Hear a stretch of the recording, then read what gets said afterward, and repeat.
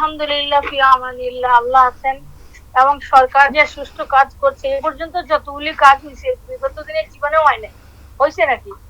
আল্লাহর উপর ভরসা, সব ধরা পড়বে। এখনো মেইন আসামি বাকি রয়েছে, স্বামীরা মা লুসি, হীরা, এরা ধরা পড়লে আরো অনেক কিছু হয়ে যাবে। এর মাধ্যমে বাড়িয়ে আসবে সব, এর সাথে জড়িত কারা কারা সবই বের হয়ে আসবে।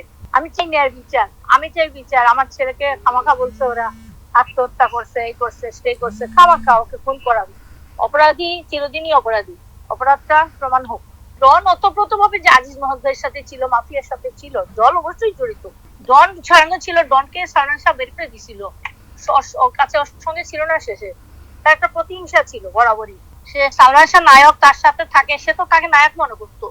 ও যে বলছে মিথ্যা কথা বলছে, আমার সম্বন্ধে কতগুলো মিথ্যা কথা। আমি তো তাকে একদিনই দেখছি, আমি তাকে মাত্র একদিন দেখছি, মৌলভীবাজারে আমার ইলেকশনে গেছে। ও আর স্বামীরা বলছে যে আমার ছেলে ইলেকশনে যায় নাই।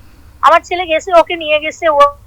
তারপরে ওখানে ওখানে ওই আর সারাদিন ছিল, বিকালে তো তারা ফিরে চলে। ওই একদিনই দেখছি আমি ডনকে, কিন্তু আর কোনোদিন দেখি নাই আমি।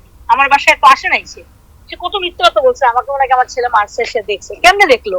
সে তোমার বাড়িতেই আসলো না। আমি ইমনকে বলছিলাম কি যেন একদিন পার্টি ছিল, আমি বলছি ডনকেও বললে পারতি, তোমার সাথে থাকে সারাক্ষণ, ছেলেটা ওকে বললে পারতে। না মা, বাইরের লোক কেন আসবে এখানে? আমাদের পারিবারিক জিনিস, এইসব জিনিস কি বাইরে আনতে হয়? বাইরের মানুষ নিয়ে আনতে হয়? ফিল্মের মানুষ ফিল্মেই থাকুক।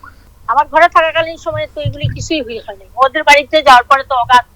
এবং একসময় তো ইমন বলছিল যে এদেরকে আমি হটাইতে পারি না, সে খুব বিরক্ত ছিল। বাদল খন্দকার, শাহ আলম কিরণ, ঝন্টু সোহান মারা গেছে।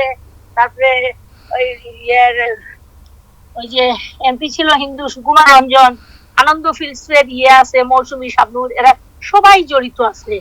ডলি জহুর কিভাবে সে আমাকে গালি দেয়, আমার ছেলে নাকি আমাকে মা ডাকতো না। ডলি জহুর কেমনে জানে? ডলি জহুর তার কোয়ার্টিস্ট, তাকে আমি মনের সাথে ঢুকাই দিছিলাম।